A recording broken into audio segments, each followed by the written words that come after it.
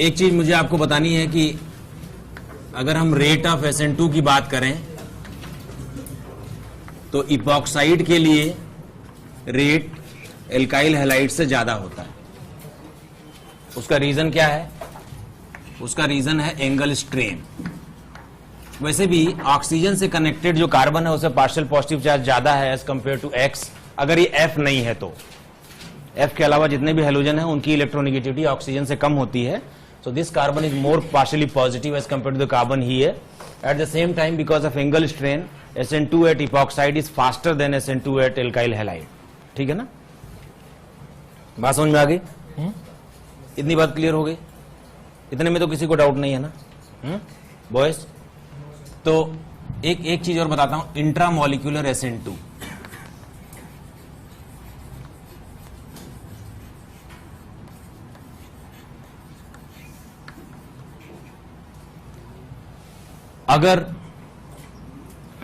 अगर कोई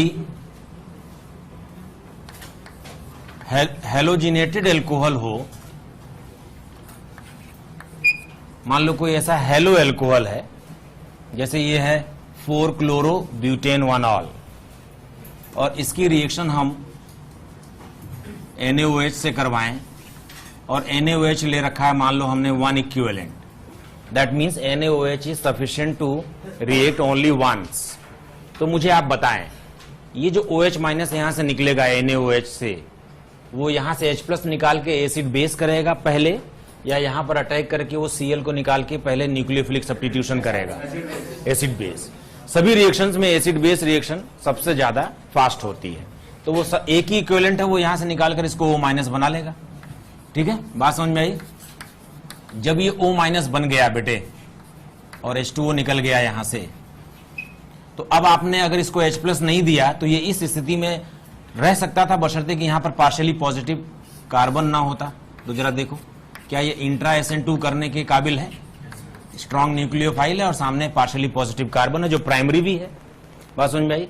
तो क्या प्रोडक्ट बनेगा बोलो? क्या ये एक इस तरह का 5 मेंबर साइक्लिक ईथर बन जाएगा और NaCl अलग हो जाएगा?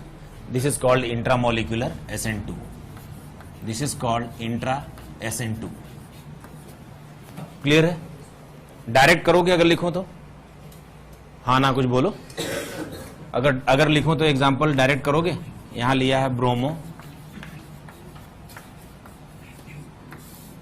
NaOH 1 इक्विवेलेंट लिया है, बोलो।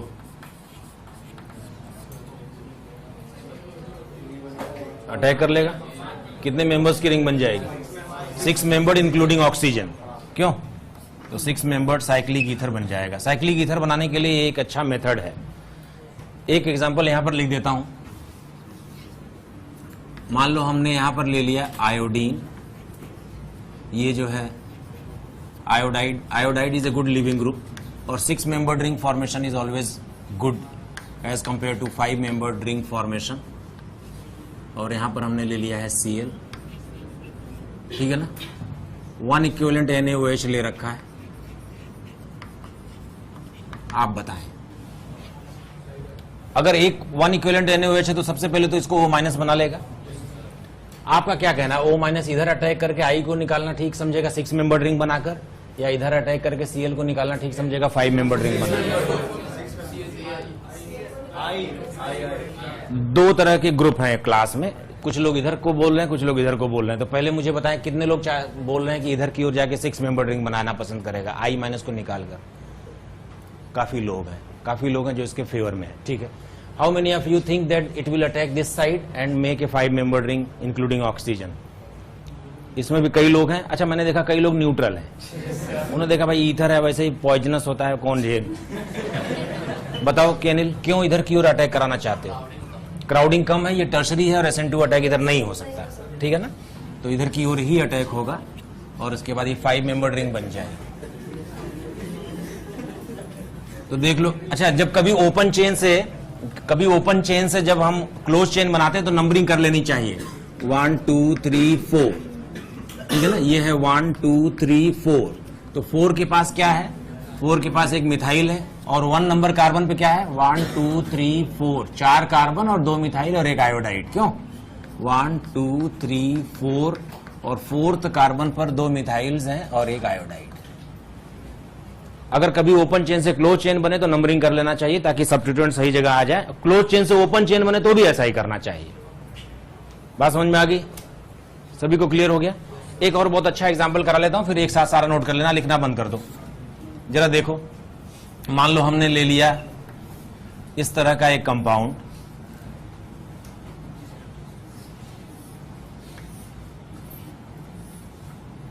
ये है कार्बन 14, कार्बन 14 ले लिया है, या कार्बन 14 यहां ले लो। ये है कार्बन 14 और मैं यहां पर कोई न्यूक्लियोफाइल ले लेता हूं। कोई न्यूक्लियोफाइल बताओ, जैसे MES-K+ ले लिया, बेसिक मीडियम है, SN2 अटैक होना है। कहां SN2 अटैक प्रीफर्ड होगा, इपॉक्साइड पर या फिर इस कार्बन पर जिसपे ब्रोमो लगा हुआ है? इपॉक्साइड पर SN2 फास्टर होता है या एल्काइल हैलाइड पर? क्यों? एंगल स्ट्रेन की वजह से। फ्लोरीन हो तो भी एंगल स्ट्रेन की वजह से इपॉक्साइड पर ही रिएक्शन फास्ट होती है। तो ये पहले अटैक करेगा, इपॉक्साइड पर अटैक करेगा, तो ये कौन से कार्बन पर अटैक करेगा, नॉर्मल कार्बन पे या C14 पर? नॉर्मल। C14 पर क्यों नहीं? क्योंकि ये क्राउडेड है और वो लेस क्राउडेड पर ही अटैक करता है, ठीक है ना। तो जब इसने अटैक कर लिया बेटे, तो आप देखें ब्रोमो के बाद ये है, ये C14 है और यहीं पर SMe ने अटैक कर लिया है और C14 पर आपने एक O- रख दिया। अब या तो आप इस O- को H+ दिलवाएं ताकि ये OH बन जाए। अभी तो ये K+ के साथ काउंटर बैलेंस्ड है, और नहीं तो फिर ये क्या करेगा, क्योंकि ये भी स्ट्रॉन्ग न्यूक्लियोफाइल है तो ये इंट्रा अटैक कर लेगा। क्यों? इंट्रा SN2 कर लेगा। कुछ हाँ ना बोलो। तो क्या यहां एक इपॉक्साइड बन जाएगा? बोलो। तो ये एक इपॉक्साइड बन जाएगा जिसमें C14 होगा और इसी पर एक कार्बन और है जिस पर SMe लगा हुआ है ना। इंटरेस्टिंग, बढ़िया एग्जांपल है, नोट करें। NGP,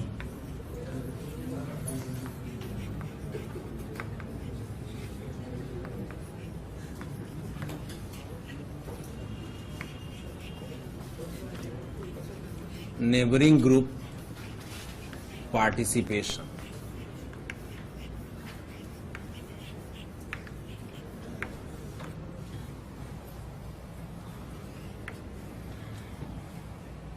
ये ऐसे है, मान लो आपने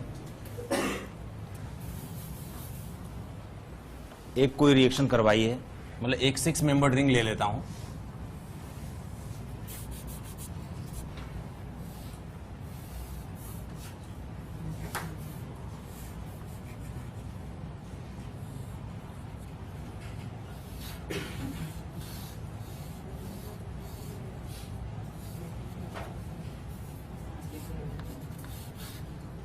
एक 6 मेंबर्ड रिंग ले लेता हूं मैं।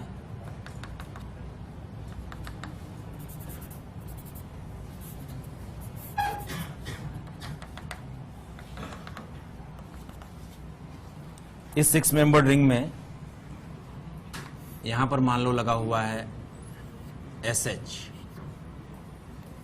और यहां पर लगा हुआ है ब्रोमो और ये H। ये सेकेंडरी एल्काइल ब्रोमाइड है, सेकेंडरी है ये। मान लो आप इसमें मीथेनॉल से रिएक्शन करवाना चाहते हो, SN1 रिएक्शन हो जाएगी। सेकेंडरी एल्काइल ब्रोमाइड जो है वो SN1 भी कर सकता है, SN2 भी कर सकता है। Now it depends upon the nucleophile whether it will take through which route. तो बताओ MEOH कैसा न्यूक्लियोफाइल है, स्ट्रांग या वीक? MEO- स्ट्रांग है, लेकिन MEOH तो वीक है ना। अल्कोहल और वाटर दो ही तो वीक न्यूक्लियोफाइल्स की कैटेगरी में हम लोगों ने रखा है। तो ये जो है, ये अगर अटैक करता है तो पहले ये निकल जाएगा। क्या कहते हो? पहले ये निकल जाएगा। जब ये निकल जाएगा कार्बोकेटायन बन जाएगा। सबसे पहले ये निकल जाएगा। क्यों? सबसे पहले ये निकल जाएगा और कार्बोकेटायन बन जाएगा, ठीक है। यहां पर बन गया एक कार्बोकेटायन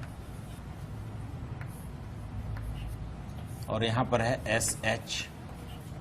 तो ये सल्फर क्या करता है, ये इसको,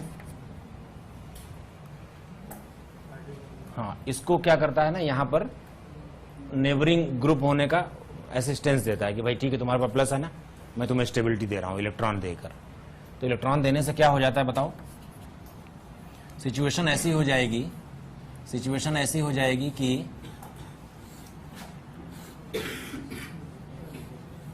सिचुएशन ऐसी हो जाएगी कि ये सल्फर जो है वो साइक्लिक हो जाएगा। क्यों?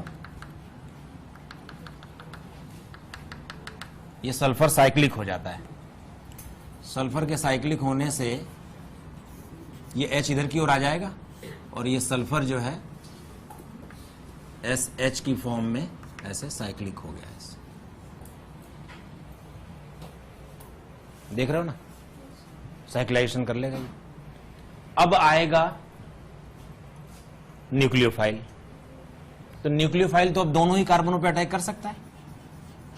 क्यों? न्यूक्लियोफाइल तो यहां भी अटैक कर सकता है और यहां भी अटैक कर सकता है। अगर इसने इधर अटैक किया तो ये ओपन हो जाएगा जैसा कि हमने सोचा था, और अगर ये इधर अटैक करता तो ये ओपन हो जाएगा जो हमने नहीं सोचा था। क्यों? बात समझ में आ रही? तो मिरर इमेजेस बन जाएंगी। क्लियर होगी बात? हमने तो ये सोचा था कि यहां प्लस चार्ज बनेगा, MEOH इधर से भी अटैक करेगा और इधर से भी अटैक करेगा, और इस तरह का एक, या इस वाले कार्बन पर दोनों तरह का कॉन्फ़िगरेशन मिलेगा। लेकिन हुआ अलग। हुआ क्या? एक तरफ से तो इसने क्राउडिंग कर ली है। अब हमें क्या मिलेगा बताओ? अब हमें मिलेगा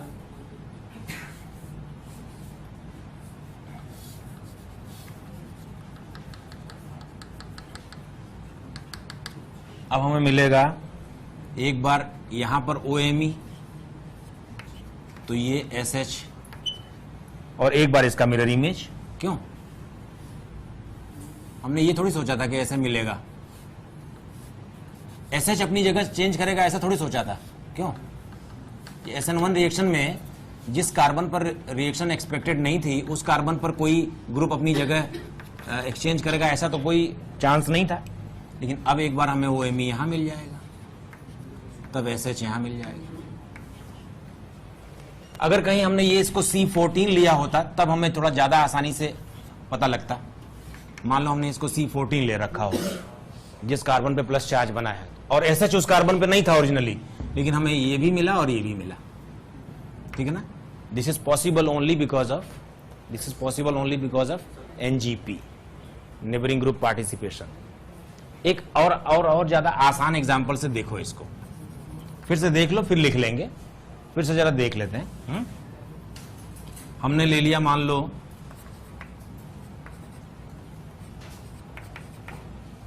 हमने OH ले लिया, HBr से रिएक्शन करवा रहे हैं, प्रोटोनेशन हो जाएगा और प्लस चार्ज बन जाएगा। इसको C14 मान लो, C14, तो क्या सीन बना बोलो? पहले क्या सीन बना? C14 पर प्लस चार्ज बन गया, सो ही ये सल्फर साइक्लाइजेशन कर लेगा। क्यों? तो साइक्लाइजेशन करने से क्या हो जाएगा बताओ? सल्फर खुद पर पॉजिटिव चार्ज रख लेगा, इसके पास 2 कार्बन है पहले से, और यहां इस तरह से साइक्लिक स्ट्रक्चर बना लेगा। समझ में आया क्या? अब Br- की बारी है। अगर Br- आएगा तो दोनों ही कार्बनों पर आ सकता है, C14 पर भी और C12 पर भी। तो हमें क्या क्या प्रोडक्ट मिलेंगे बोलो? अगर C14 पर आया तो समझो यहीं पर आया OH हटाकर, और अगर इस पर आया तो समझो यहां पर आ जाएगा, और तब ये पूरा का पूरा ग्रुप उधर हो जाएगा। समझ नहीं पा रहे हो? क्या हमें एक ऐसा वाला स्ट्रक्चर मिल जाएगा जिसमें Br इस पर आ जाए, और क्या हमें एक ऐसा स्ट्रक्चर भी मिल जाएगा जिसमें Br इस पर आ जाए, C14 यहां आ जाए सल्फर पर? क्या कहते हो? अगर पहला अटैक हुआ तो ये वाला प्रोडक्ट, और अगर ये दूसरा अटैक हुआ तो ये वाला प्रोडक्ट, तब रिंग इधर ओपन हो जाएगी। समझ नहीं पा रहे हो यार? मुझे एक बात बताओ, अगर ये यहां अटैक होता है तो ये कार्बन बाहर हो जाएगा और ये रिंग ओपन हो जाएगी, तो हमें क्या मिलेगा? CBr C14 SCC, CBr C14 SCC। मिला कि नहीं मिला? चलो मैं इसी तरह का लुक बना के लिख दूं क्या? इसको हम लोग ऐसे लिख सकते थे, देखो इसको हम ऐसे लिख सकते थे, CCS, ठीक है ना, CCBr 14। देख लो, अगर ये अटैक होगा तो ये रिंग ओपन हो जाएगी, तो ऐसा बनेगा ये। और इसको कैसे लिख सकते थे बोलो, कैसे लिख सकते थे बोलो? एस पर CC है सही, और इस बार हमने C14 इधर कर लिया और CBr इधर कर लिया। ये वाला अगर अटैक होता, ये वाला अटैक होता तो ये प्रोडक्ट मिलना था। तो इसी को तो मैंने ऐसे सीधे लिख दिया है, क्या फर्क है? अगर ये अटैक होता तो ये रिंग ओपन हो जाती, तो सल्फर C14 से अटैच्ड रह जाता, और अगर ये अटैक होगा तो ये रिंग ओपन हो जाएगी, तो सल्फर C12 से अटैच्ड रह जाएगा। समझ में आई बात? क्लियर होगी बात? देखो, ये प्रोडक्ट तो एक्सपेक्टेड था इससे, SN1 करवाने से, ठीक है ना। हालांकि इसमें रीअरेंजमेंट भी हो सकता था, लेकिन कार्बन 14 इधर से उधर हो जाएगा, इसके चांसेस नहीं लग रहे थे देखकर। समझ रहे हो क्या? C14 बाहर था और अभी C14 अंदर हो गया, ये NGP की वजह से ही संभव हो पाया। क्लियर है? समझ में आ रहा है?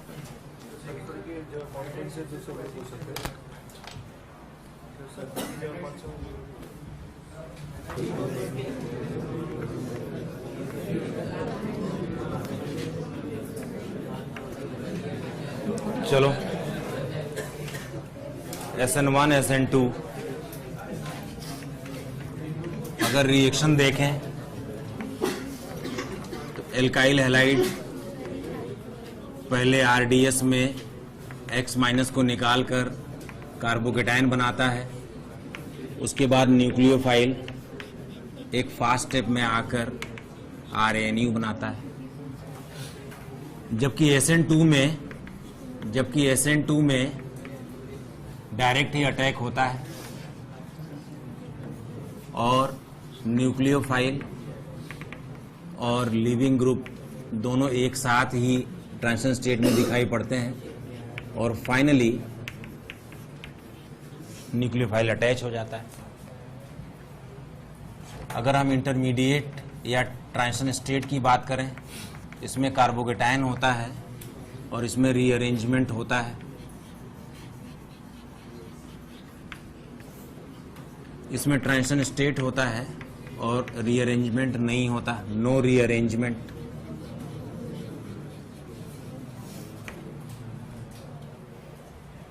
भाई तुझे मैंने शुरू में टोक दिया था, इधर देख, बात समझ में आ गई? क्लियर होगी ये बात? इसका अगर हम P डायग्राम देख लें तो ये तो आपको पता है डबल पीक वाला डायग्राम है, क्यों? डबल पीक वाला डायग्राम, और इसमें बोलो सिंगल पीक वाला TS से होने वाला, ठीक है। अगर हम नेचर ऑफ न्यूक्लियोफाइल की बात करें तो SN1 में कैसा न्यूक्लियोफाइल चाहिए? वीक। और SN2 में कैसा चाहिए बेटा? स्ट्रॉन्ग।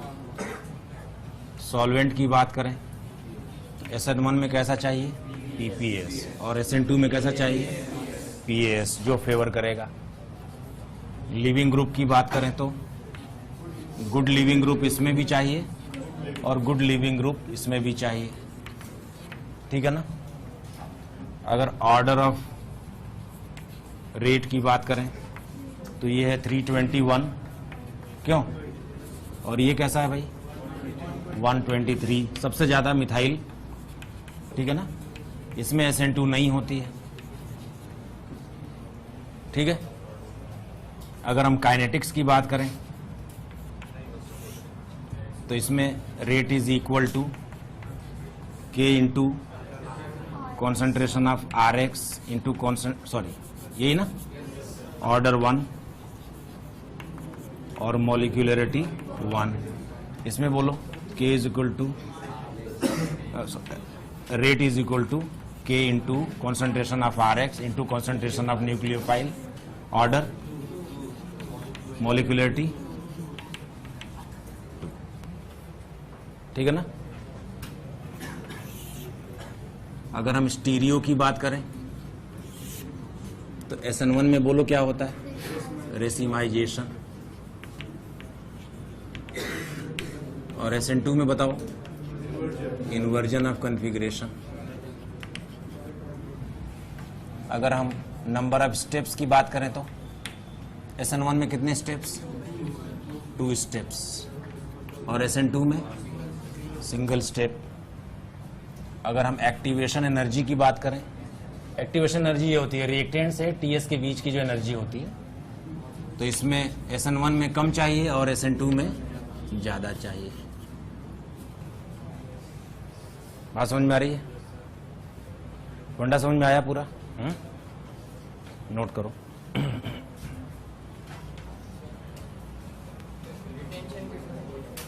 पहले स्टेप की एक्टिवेशन एनर्जी इतनी है और दूसरे स्टेप की एक्टिवेशन एनर्जी इतनी है। नहीं, तो EA1 और EA2 ऐसे चलेगा। रिएक्टेंट के साथ जो ट्रांजिशन स्टेट का जो एनर्जी गैप है वही एक्टिवेशन एनर्जी कहलाता है, जो SN1 में ओवरऑल कम होता है SN2 के कंपैरिजन में। ठीक है। एक SN1 वर्सेस SN2 भी है।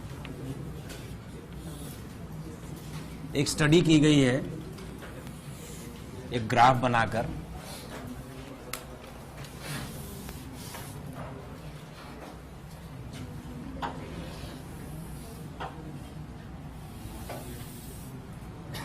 इधर की ओर है एल्काइल हैलाइड और इधर की ओर है रेट ऑफ रिएक्शन। अगर हम मिथाइल हैलाइड ले लें या प्राइमरी एल्काइल हैलाइड ले लें या सेकेंडरी या टर्शरी एल्काइल हैलाइड ले लें, तो टर्शरी के लिए SN1 की स्पीड बहुत ज्यादा होती है और जैसे जैसे हम सेकेंडरी की ओर आते हैं उसकी स्पीड कम होने लग जाती है। ठीक है ना।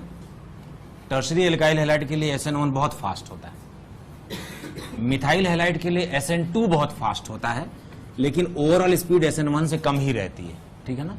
मिथाइल के लिए, लेकिन जैसे जैसे ये भी प्राइमरी से सेकेंडरी की ओर बढ़ता है वैसे वैसे इसकी स्पीड कम होती जाती है। अगर इन दोनों ग्राफ्स को एक्स्ट्रापोलेट करके देखें तो इनका मीटिंग पॉइंट है सेकेंडरी के ऊपर।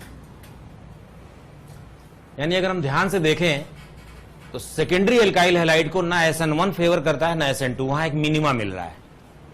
क्यों?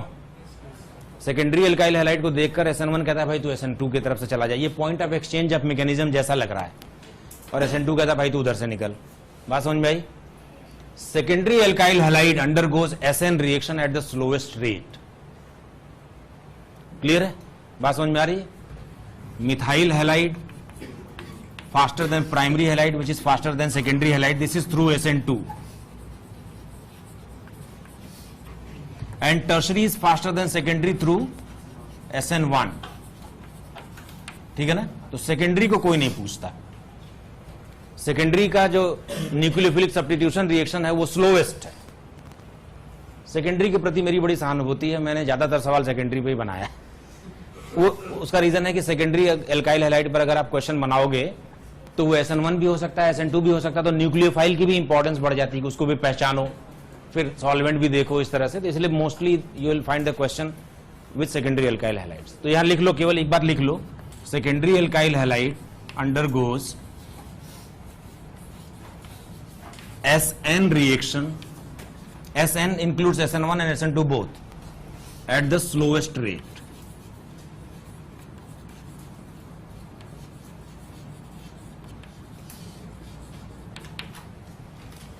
ठीक है। ये एक बड़ा अच्छा सा स्टडी किया गया है।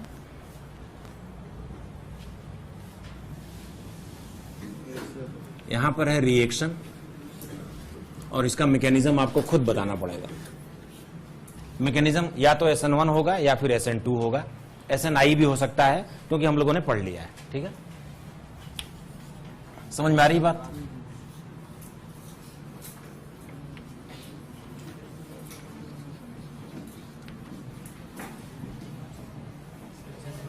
बोलो, कौन सा मैकेनिज्म है? SN1। कैसे पहचाना आपने? ये कैसा एल्काइल हैलाइड है? सेकेंडरी। प्राइमरी, सेकेंडरी, टर्शियरी, बोलो कौन सा है? सेकेंडरी। और न्यूक्लियोफाइल कैसा है? Secondary alkyl halide. SN1 करता है, SN2 करता है, दोनों कर सकता है? कौन डिसाइड करेगा? जो कि वीक है। सॉल्वेंट कौन सा है? मिथेनॉल खुद। जब सॉल्वेंट ही न्यूक्लियोफाइल भी हो तो ऐसी रिएक्शन को क्या बोलते हैं? सॉल्वोलिसिस। कौन सी रिएक्शन होती है, SN1 या SN2? SN1।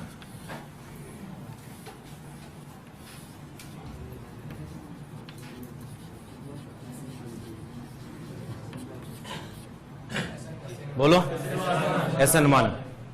कैसे पता लगा? एसीटोन क्यों लिया? डिसॉल्व करने के लिए लिया है। आपको तो पता है वाटर में ये एल्काइल हैलाइड डिसॉल्व नहीं होता। अदरवाइज न्यूक्लियोफाइल क्या है? वाटर। वीक है या स्ट्रांग है? एल्काइल हैलाइड कैसा? Primary, secondary, tertiary. SN1 करेगा या SN2 करेगा? SN2 कर सकता है क्या ये? तो या तो SN1 होगी या फिर रिएक्शन नहीं होगी। समझ में आ रही बात ना?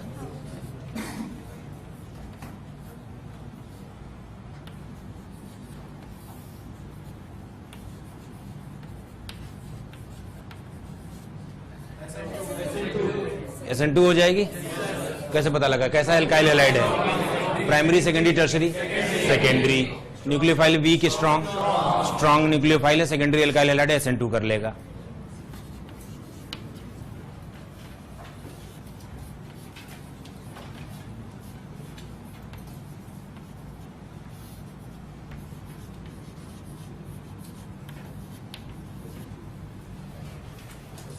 बोलो SN1 SN2 कैसा न्यूक्लियोफाइल है? स्ट्रॉन्ग न्यूक्लियोफाइल है और सेकेंडरी एल्काइल हैलाइड SN2 कर लेगा। क्यों?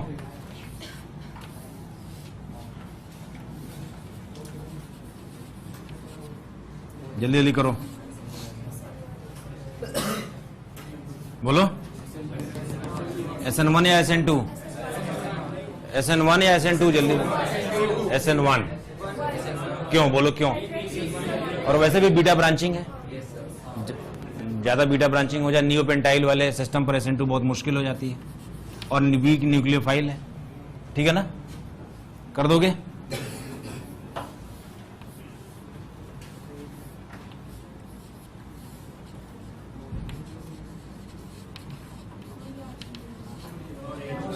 No reaction. क्यों? ब्रिजेट पर कोई रिएक्शन नहीं होती, कट कर देना। चलो मैं कंटिन्यू करूंगा, ठीक है ना?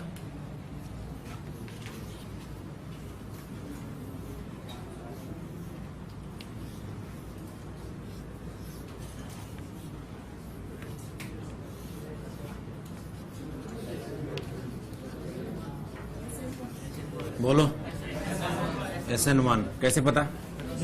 टर्शरी है, वीक न्यूक्लियोफाइल है। एसीटोन का रोल क्या है? इसको डिसॉल्व करने के लिए लिया है।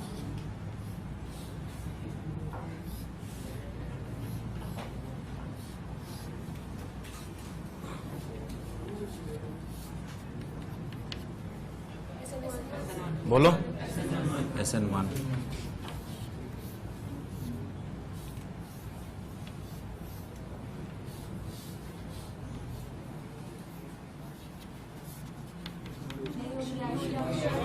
रिएक्शन नहीं होगी। क्यों नहीं होगी रिएक्शन? क्योंकि ये ब्रिजेड।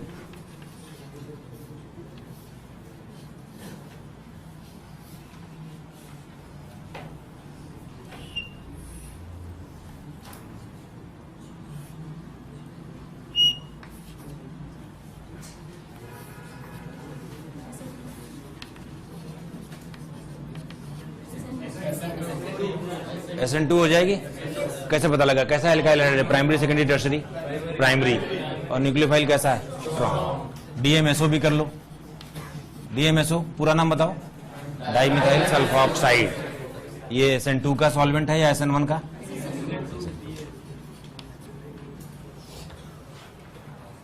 समझ में आ रही बात? नोट करो। MES माइनस लिया है ना, तो MESH ही सॉल्वेंट होगा। और कहीं MEO माइनस लिया है तो इसका मतलब MEOH सॉल्वेंट हो सकता है।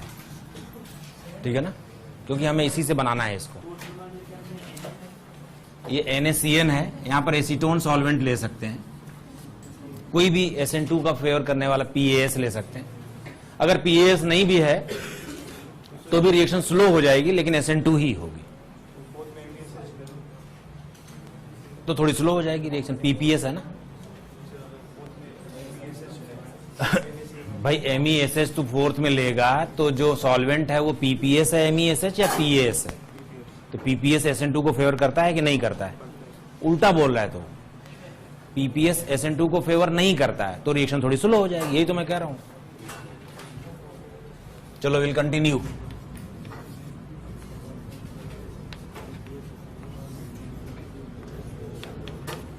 बताओ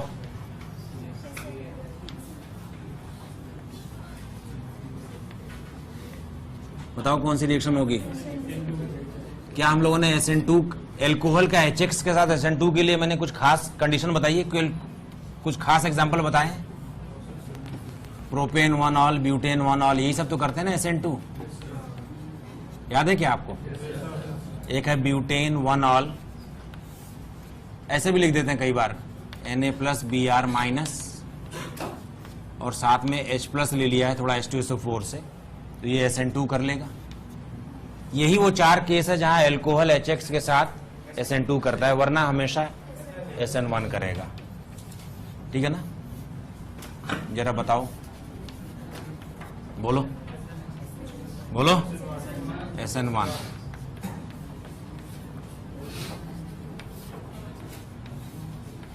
बोलो। SN1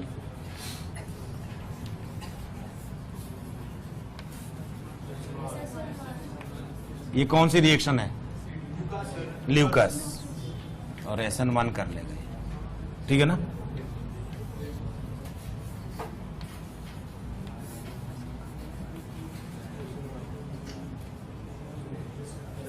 फास्फोरस हैलाइड्स एल्कोहल के साथ कौन सी रिएक्शंस करते हैं? SN2, ओनली SN2 हमने लिखा है कहीं पर।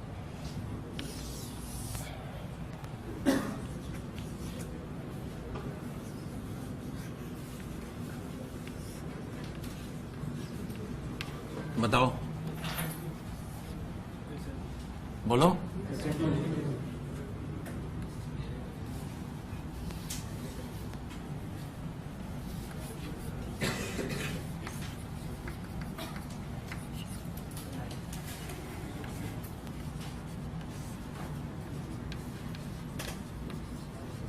बोलो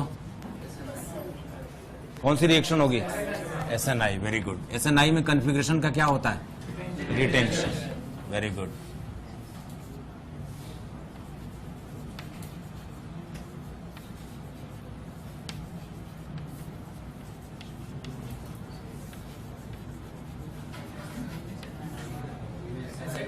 SN2 पिरिडीन की प्रेजेंस में SN2 हो जाएगी। समझ में आ रही बात? क्लियर हो रहा है सभी को? बेस के लिए यूज करते हैं, हम लोगों ने लिखा है, बता दूंगा।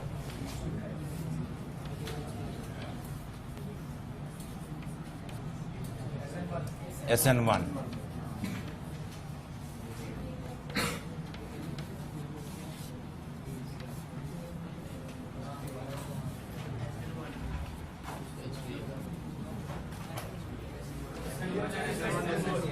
बोलो। SN1 क्यों? SN1 क्यों? क्योंकि एक टर्शरी है ईथर में। बात समझ में आ रही है?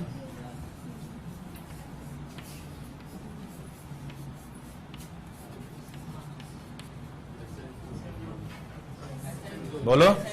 SN2 चलो नोट करो, जल्दी जल्दी करो। मैं ये वाला मिटा रहा हूं बेटे ना। Will continue.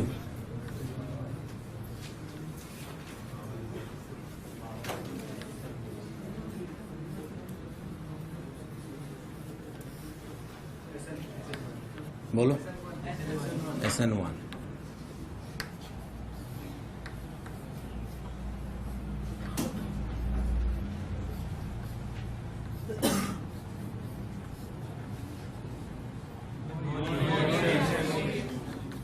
No reaction, very good.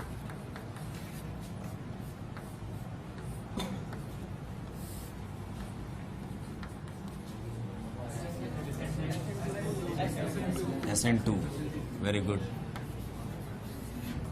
कुछ ही लोगों के बल पे सभी लोग खा रहे हैं।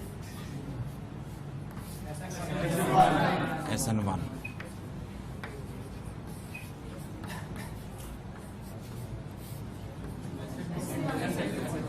बोलो। SN2 होगा तो I- किधर आएगा? ऑक्सीजन के लेफ्ट में या राइट में? समझ में आ रही बात?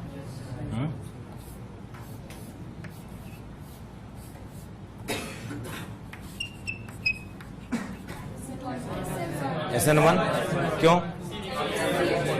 एरोमेटिक कार्बोकेटाइन बन जाएगा। Very good. समझ गए कि नहीं समझ गए? अब नोट करो। और ये भी बता दूंगा कि ये SN1 है या SN2 है। आपको लिखना होगा न्यूक्लियोफाइल कैसा लें, वीक या स्ट्रॉन्ग। फिर आपको लिखना होगा कि कार्बोकेटाइन बनेगा या नहीं बनेगा। फिर आपको बताना होगा कि इसमें रीअरेंजमेंट होगा या नहीं होगा। फिर आपको कॉन्फ़िगरेशन के बारे में बताना होगा। ठीक है ना? बात समझ में आ रही है? इतना बता दो। वैसे इसमें हम लोग काइनेटिक्स वाला भी एक कॉलम जोड़ सकते थे, ऑर्डर 1 है मोलिकुलरिटी, लेकिन वो तो फिक्स्ड है कि SN1 में 1 और SN2 में 2। तो चलो शुरू करें। कुछ हाँ ना बोलो।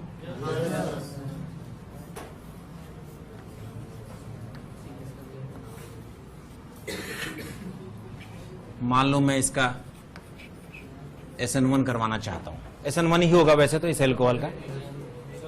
बोलो। न्यूक्लियोफाइल समझ गए क्या? वीक न्यूक्लियोफाइल लगेगा।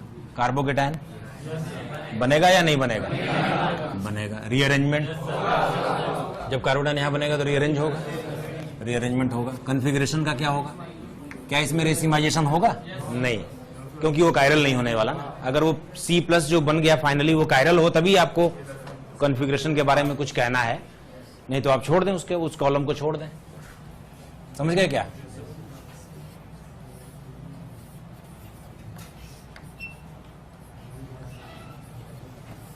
मान लो हम इसका SN1 करवाएं। बोलो कैसा nucleophile? Weak. Carbocation strong. Carbocation बनेगा या नहीं बनेगा? रीअरेंजमेंट, रेसिमाइजेशन, रेसिमाइजेशन हो जाएगा। आप समझ गए आंसर कैसे लिखना है? सभी को समझ में आया? चलो अब मैं हिंट नहीं दे रहा भाई।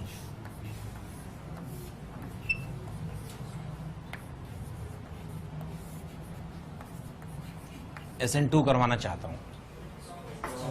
Nucleophile strong, carbocation rearrangement, configuration का क्या होगा? इन्वर्जन होगा या नहीं इसमें? क्या ये कार्बन कायरल है? तो इन्वर्जन होगा। समझ में आ गया?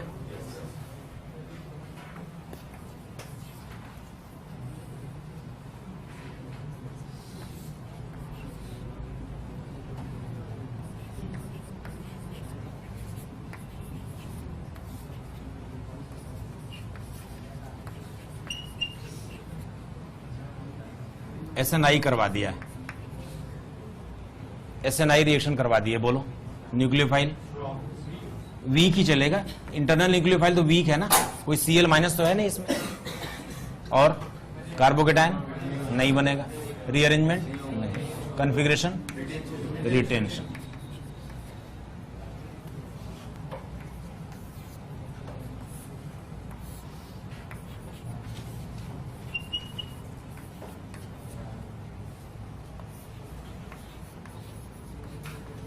फॉस्फोरस हैलाइड से SN2 करवाया है। बोलो इसमें स्ट्रॉन्ग न्यूक्लियोफाइल चाहिए, Br-Ac में से निकलेगा और अटैक करेगा।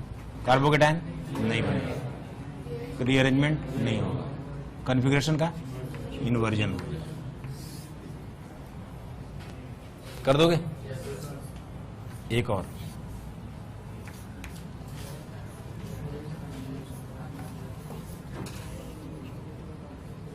SN1 करवा रहा हूं एक्वस AgNO3 से। बोलो वीक। कार्बोकेटाइन रीअरेंजमेंट, कौन सा रीअरेंजमेंट होगा? रिंग एक्सपेंशन और H- और हाइड्रेट शिफ्ट भी होगी। इसमें तो कुछ नहीं हो रहा। कॉन्फ़िगरेशन में तो कोई कायरल है नहीं, क्योंकि